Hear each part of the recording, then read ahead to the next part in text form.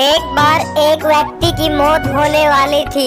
यमराज उसको लेने के लिए बहुत लंबा सफर तय करके आए थे। इतना लंबा सफर तय करने के कारण यमराज बहुत थक गए। जिस इंसान की वह आत्मा लेने आए थे उसी से उसने पानी मांगा। उसे यह पता होते हुए कि यह मेरी मृत्यु के लिए आया है, वह उसे पानी दे देता है। पानी पीने के बाद यमराज बोलता है, हे मनुष्य, तुमने मेरी प्यास बुझाई है, इसलिए मैं तुम्हारी 3 शर्तें पूरी करूंगा। तुम अपनी 3 शर्तें इस पुस्तक में लिख दो, लेकिन याद रहे तुम्हें तुम्हारे पास केवल 5 मिनट का ही समय है। रोहन बहुत खुश हो जाता है और वह बुक का पहला पन्ना खोलता है, जिसके ऊपर लिखा था उसके दोस्त राकेश की 1 करोड़ की लॉटरी लगने वाली है। यह सब पढ़कर उसे बहुत जलन होती है और वह फिर बुक में लिख देता है यह ना हो। फिर वह अगला पन्ना खोलता है, उसमें उसके एक पड़ोसी का नाम आता है जिसके साथ उसकी नहीं बनती थी।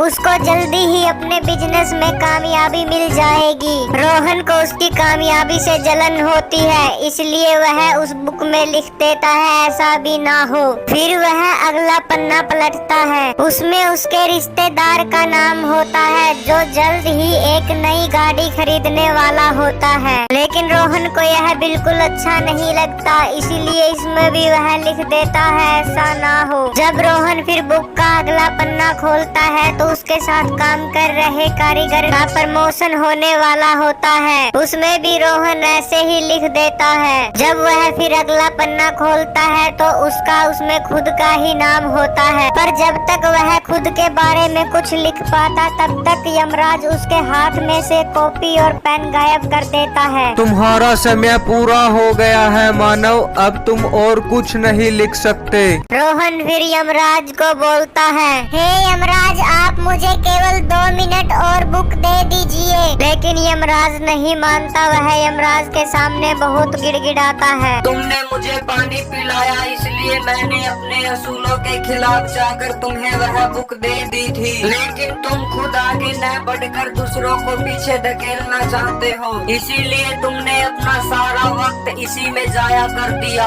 अब मैं तुम्हें यहाँ से ले जाता हूँ।